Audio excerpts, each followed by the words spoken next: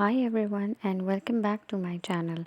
As we have started the Aristotle series and we'll be studying several theories and political philosophies of Aristotle because both the ancient thinkers Plato and Aristotle have laid the foundation of political philosophy and political science.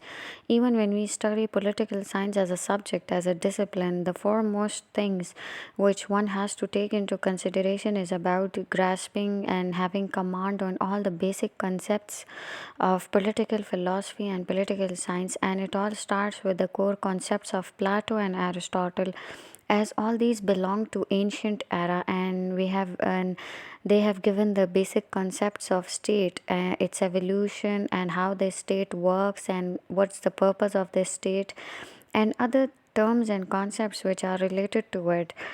And even in the previous lecture, we discussed Aristotle's theory of best practicable state. We have studied about the theory of cyclic change and Aristotle's principle of golden mean. We have also studied Aristotle's theory of classification of state and government and his concept of polity, that why Aristotle believes that polity is the best suitable and the most practicable state for every type of government. So in this lecture, we'll be studying about Aristotle's theory of state, its origin and purpose. And if you have missed the previous videos, I'll place the link in the description box so you can then watch those lectures if you wish to. So we would begin. Enough of me elaborating, we will begin with the lecture. So, Aristotle's theory of origin and purpose of state. This theory of Aristotle basically rests on the following mentioned features, or you can kind of call them points. So, three of the features will be discussed in this part of the video, as this is part 1, and the rest will be covered and explained in part 2. And part 3 will be consisting of the critical evaluation of the theory, like of this theory. So, we'll discuss the 3 points, like man by nature is a political animal, and the second is state is the highest of all association. That by what does Aristotle mean by this statement? And the third point is that state comes into existence for the sake of life and continues for the sake of good life. So, these 3 points will be discussed in this video. So, we'll begin.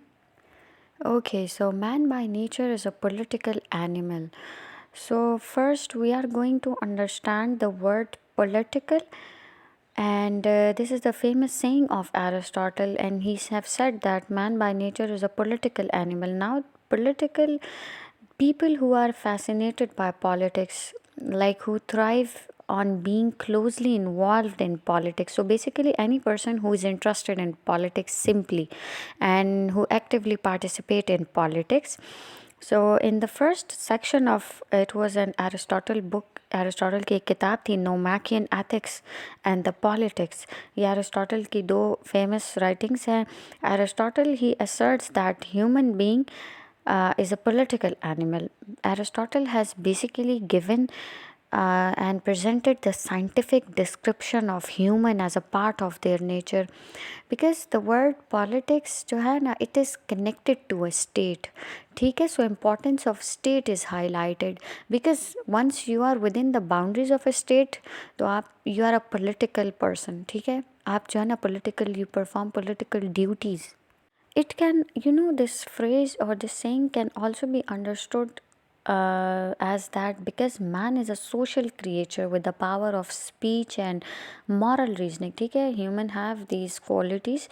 So if like that a man is naturally sociable, so they are drawn to various political association, and then in order to satisfy their social needs, ठीक है Zaira, you have to form association, you have to join such organization, political organization, in order to gain power and to have some recognition, so that in order you can fulfill your needs.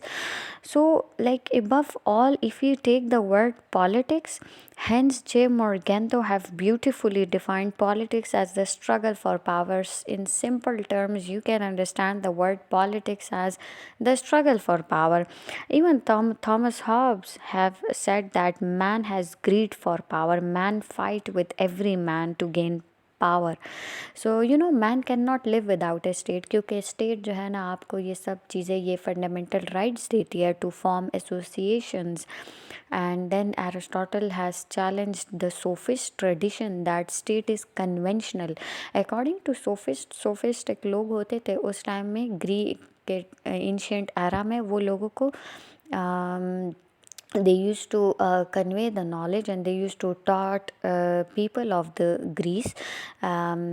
वो पैसों पे पढ़ाते थे. So they believe, sophists believe that state is conventional, state is artificial, but Aristotle believed that state is a natural institution. State is prior to man, मतलब man के बनने से पहले ही state exist किया था. ठीक है. So state is prior to man. So it's like, there are people and then they form a association and it is transformed into a family, and then again the families are transformed into villages, and then villages are transformed into state. So man participates in politics, or you can call it a politically organized society.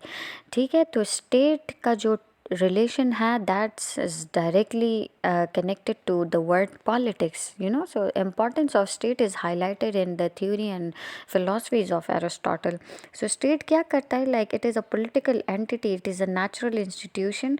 It basically fulfills the need of people. Family की जो needs है ना, वो state fulfill करता है. So Aristotle, if we logically observes that state naturally existed, state is very important, क्योंकि man cannot fulfill their needs, even if it's biological needs, physiological needs, emotional needs, psychological needs.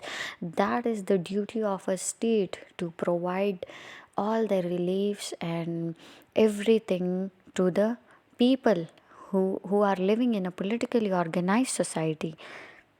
So it is the state that is self sufficient, not the man. Man is not self sufficient.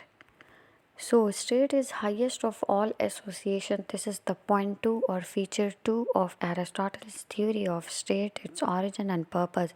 So what does that Aristotle mean by this statement, that state is highest of all association? Only state is capable, according to Aristotle, only state is capable of fulfilling all the needs of a man. Because I have told you before that Aristotle thinks that man is not self-sufficient. ठीक है. Family and villages are not self-sufficient. So it is, the state is a natural entity or the institution. It is a politically organized society.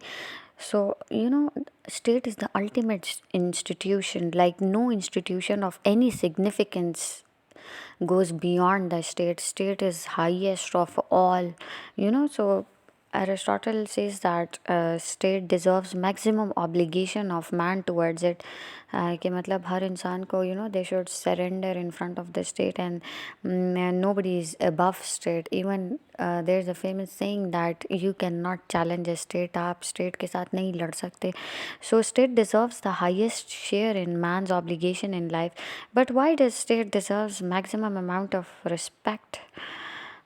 Because the answer to this question is also this, that state is a precondition for a good life, and that when state is providing you with every necessity of life, so you have to be respectful towards the state, and you have to give your maximum obligation to the state, and आपको अपने state के साथ loyal रहना होता है. And so yeah, state comes into existence for the sake of life and continues for the sake of good life. Now this is also the saying of Aristotle, and he's doing the analysis of needs of man, that state is a natural institution, and that man is a political animal, and that also state is prior to man. But why the state was made, and iski kya zarurat thi, and why it existed as a natural institution, or why is it still existing? So it is because that man could lead, man could have a good life, and because without the existence of a state, the survival of a man is not possible.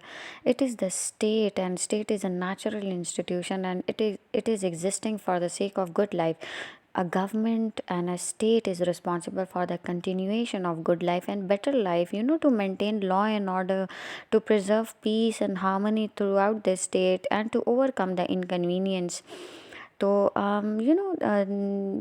जब state में लोगों को मुश्किलात का सामना करना पड़ता है, so it is the state that provides immunity to the people. So if there would be no state and laws, and there would be anarchy, who would punish the wrongdoers? And hence state is very necessary for the excellence, and without state man cannot live their life. And that's why Aristotle says that state is prior to man. क्योंकि इस तरह Thomas Hobbes he have also discussed these things in his theory, a very famous theory, the social contract theory. And उसने अपनी theory में ये कहा था कि like people have to get into the covenant in order to have a peaceful life, and that before the formation of a state, before that agreement wasn't signed between the people, so there was no social contract. So people were having a life, there was constant warfare, and everybody was fighting with everybody, and that was a state of chaos. So in order to have a good life, and in order to have peace and harmony among the people, and that state should be responsible for every law and order situation, so it's very necessary that there should be a state. A state should be present for that, कि लोग उसमें खुशी से रहें और इस तरह मतलब खुशहाली से रहें. तो this is the theory of Aristotle, and even further philosophers who came after Aristotle have laid the emphasis on the formation, the purpose of state, कि मतलब state क्यों ज़रूरी है. Because आप एक बात पे agree कर लें या नहीं करते, but this is the fact that state आपको recognition देती है. Whenever you go to somewhere, even when you go to abroad, you are recognized by your nationality. Like whenever you go somewhere, you say that I'm a Pakistani. So it's just because of the state Pakistan that state has given you the recognition.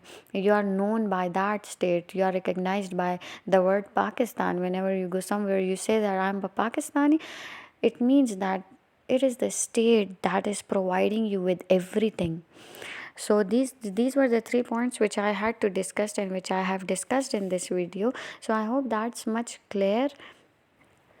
So this marks the end of this part 1 series, and thanks for watching. I hope you liked the video and some of your concepts are also clear. I wish for that. So we'll meet in the next part, and that video will be consisting of the other 2 points, and in part 3 we'll be doing the critical evaluation, because I have told you before that for every political theory and for every political philosophy you have to do the critical evaluation. Because if you do the critical evaluation, and if you do it very beautifully, it means that you have grasped all the concepts and the core points of the philosophy. So yes, for political science students this is very important. So we'll meet in the next part, and till then, take care. Bye.